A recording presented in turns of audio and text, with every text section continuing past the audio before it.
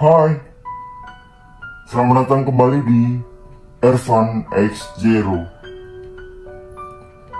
Seperti biasa, setiap bulan Ervan X Zero bikin challenge buat kalian.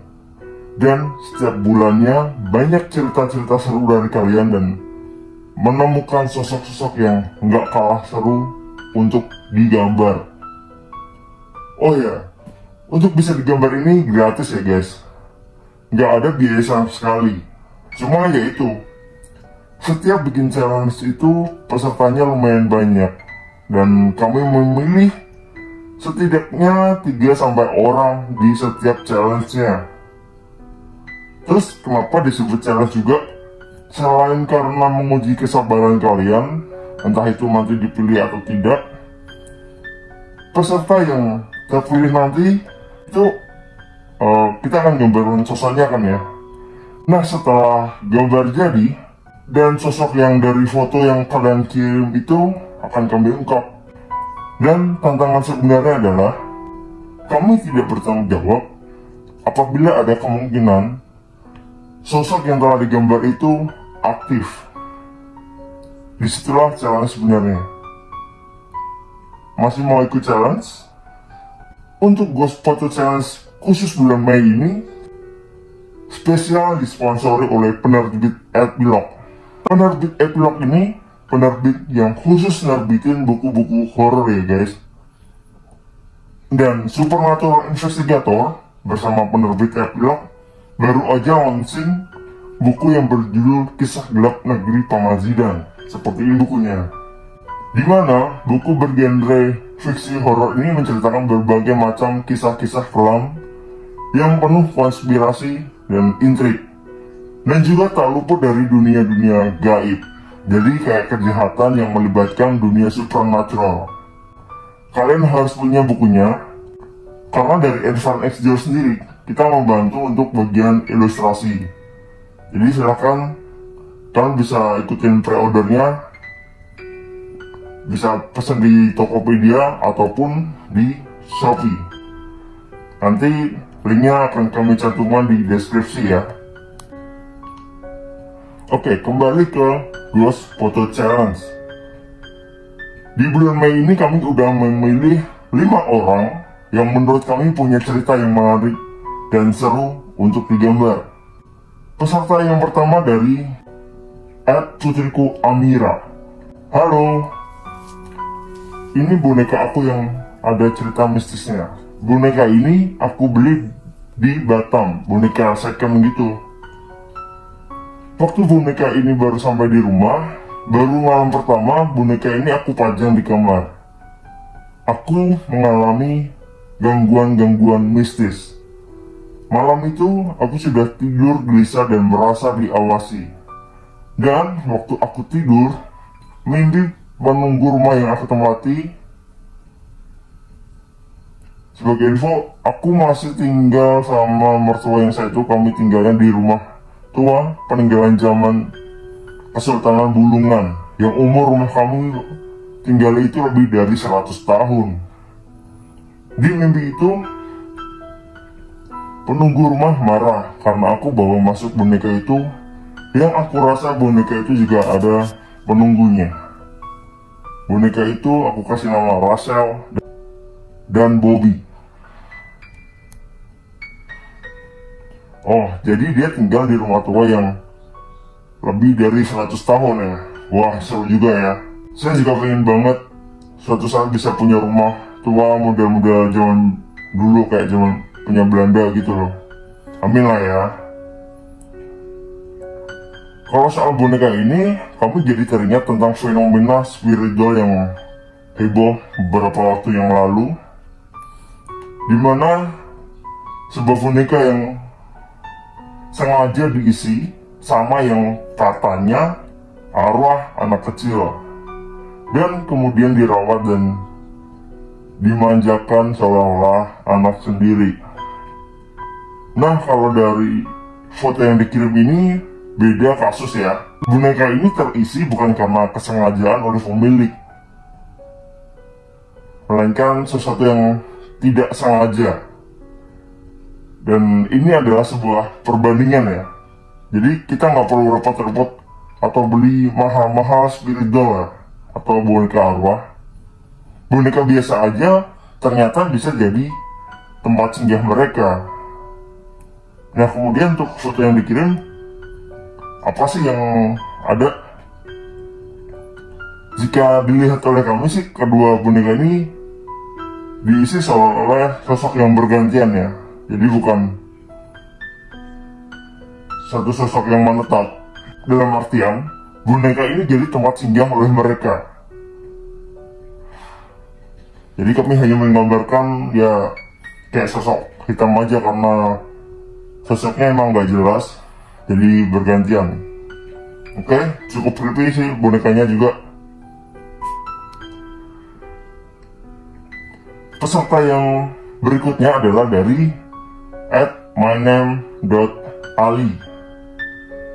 Dia bercerita gini, ayah dan ibuku udah meninggal sejak tahun 2007.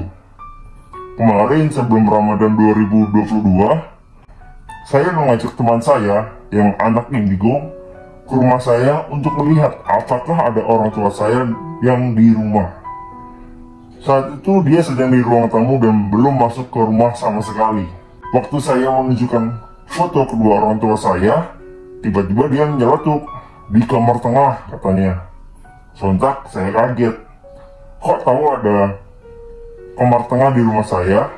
Langsung saya ajak masuk ke kamar tengah, dia bilang itu sedang duduk-duduk di kasur. Langsung saya duduk ke kasur itu. Nah, waktu saya duduk, suasana kamar berubah kayak gak nyaman gitu. Sebab teman saya langsung diserang oleh sosok yang awalnya menyerupai orang tua saya tersebut. Tiba-tiba berubah menjadi sosok yang menyeramkan. Wah, kita lihat fotonya ya. Kayaknya kamarnya jarang digunakan ya. Yang terlihat oleh kami sih, kami lihat ada satu sosok yang bisa disebut dengan buto ya. Kalau dilihat dari ceritanya tadi di mana dia menyerang temannya, sepertinya dia cukup aktif ya. Gak tahu itu dia dari mana, entah itu peregangan atau gimana. Itu penjelasan singkat dari kami ya. Kemudian cerita ketiga dikirim oleh @l_alfa_rizky. Hai kak, ini rumah kontrakan. Aku di sini ngontrak. Awal-awal ngontrak di sini, aku lagi hamil. Waktu itu aku lagi duduk sambil nonton TV. Tahu-tahu dari belakang ada yang nyenggol gitu. Kata tetangga waktu aku hamil, di depan rumah ada Mbak Kun dan mbak pakai kebaya di depan rumah nungguin sambil lihat-lihat jendela. Dan selama aku ngontrak di sini, aku sering berkelahi dengan Mbak Kun kak. Oke. Well, dimana-mana emang bukan sebuah mitos atau sebuah jempol belaka ya kalau Mbak Kun itu emang demen banget sama wanita yang lagi hamil.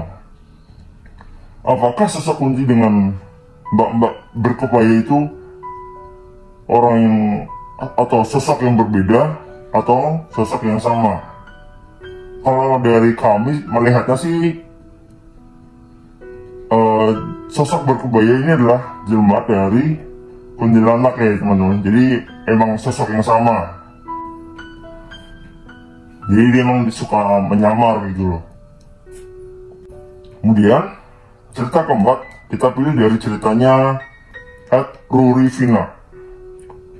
Selamat malam kak, ini adalah foto kantin sekolah lama saya di daerah Malang. Tepatnya di kompleks sekolahan SD Brawijaya di dalam pasar hewan Splendid dan di bawah bangunan Wisma Tumapel. Dulu saya dan teman-teman seringkali dijalin pagi, siang, atau malam. Yang paling diingat dulu di kantin ini sehabis ekstrakurikuler sudah mau maghrib, jadi pulang nunggu maghrib.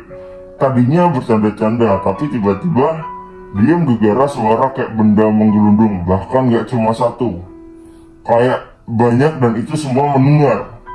Lama-kelamaan suara tambah keras dan benar-benar bikin suasana gak nyaman. Akhirnya pulang secepatnya. Pernah penjaga sekolah merekam suara orang menangis di lorong sekolah yang bangunannya masih lawas. Beliau pernah bilang kalau pernah lihat Mami Belanda di sana. Kayak gitu ceritanya ya. Kalau menurut kami sih ya, emang ya kalau sekolah itu pasti ada aja urban legendnya. Kenapa gitu?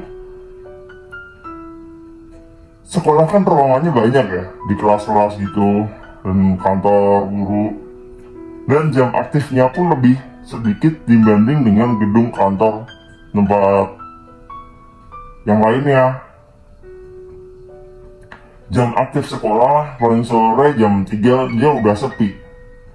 Selebihnya paling untuk yang ekstrakurikuler doang, yang nggak seramai pas jam aktif sekolah biasanya loh. Nah, setelah jam sekolah ini dimanfaatinlah untuk mereka. Untuk foto kantin yang dikirim Rurifina ini, kami sih emang bisa dibilang rame, tapi kami tertarik untuk menggambar satu sosok. Di foto yang dikirimkan, kami melihat seorang nenek. Dia berpakaian dengan kebaya kuno. Itu yang kami lihat. Semoga bisa menjawab rasa penasarannya ya. Kemudian cerita yang terakhir yang terpilih di Ghost Photo Challenge bulan Mei adalah cerita milik Mela Octavia. Nah, Mela ini ceritanya cukup panjang, jadi kami ringkas nih. Mela menceritakan pengalamannya sewaktu KKN di desa Banyuwangi.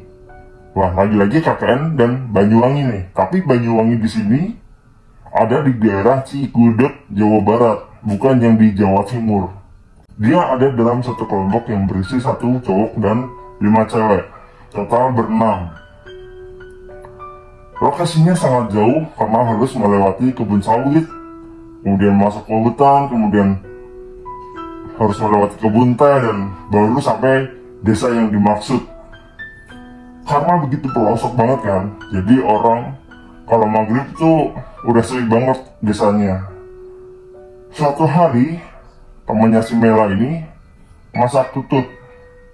Kalian tahu tutut? Tutut itu mungkin kalau nggak salah ya kayak yang sawah gitu loh, yang kecil-kecil gitu. Nah, temannya ini nyari tutut sendiri. Terus singkat cerita dimasaklah bareng si Mela. Si Mela merasa aneh karena tutut yang dimasak ada bagian yang enggak dipotong, enggak dibuang gitu loh.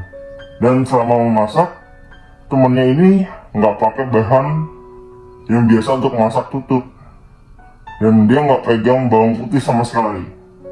Mungkin pikir Mela tuh cara masaknya emang begitu, kayak gitu. Dan ternyata setelah dicoba itu emang beneran enak tututnya.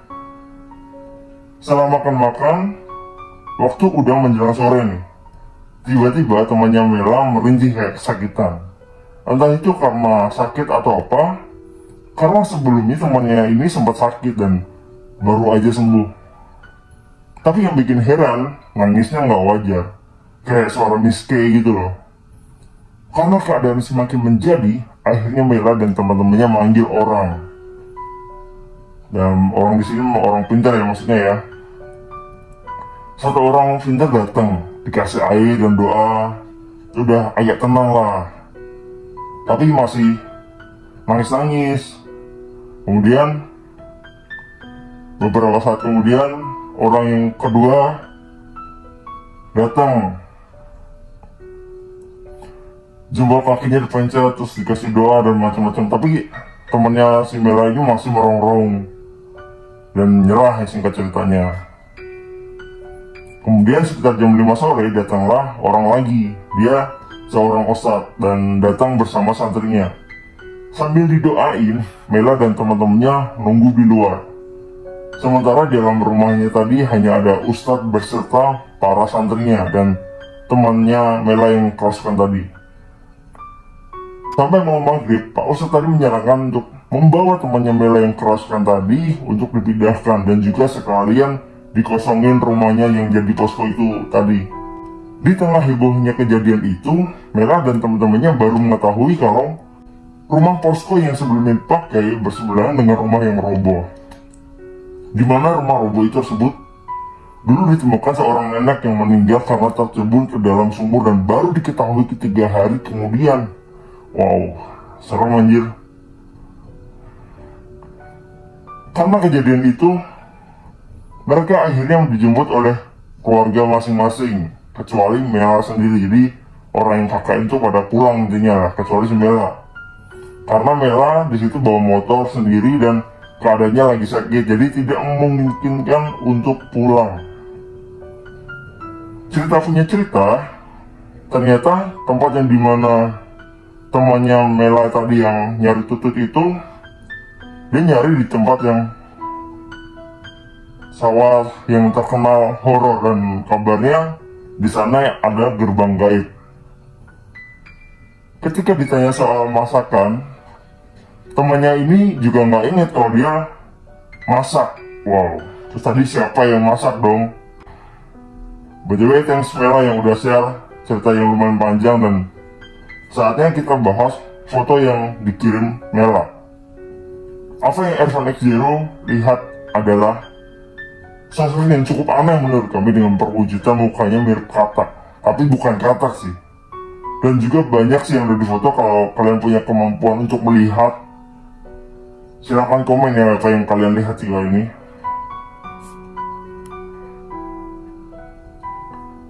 Oke, cukup untuk video hari ini. Terima kasih semua teman-teman yang udah berpartisipasi.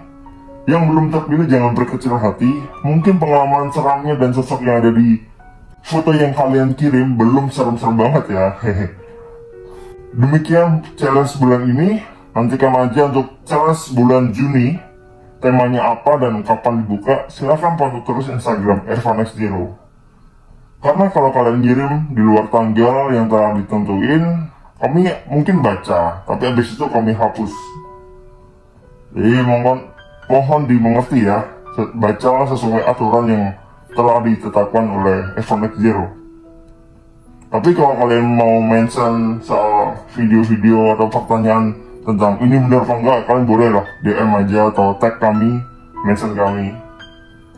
Baik, sampai jumpa di video berikutnya. Jangan lupa subscribe, komen, dan like.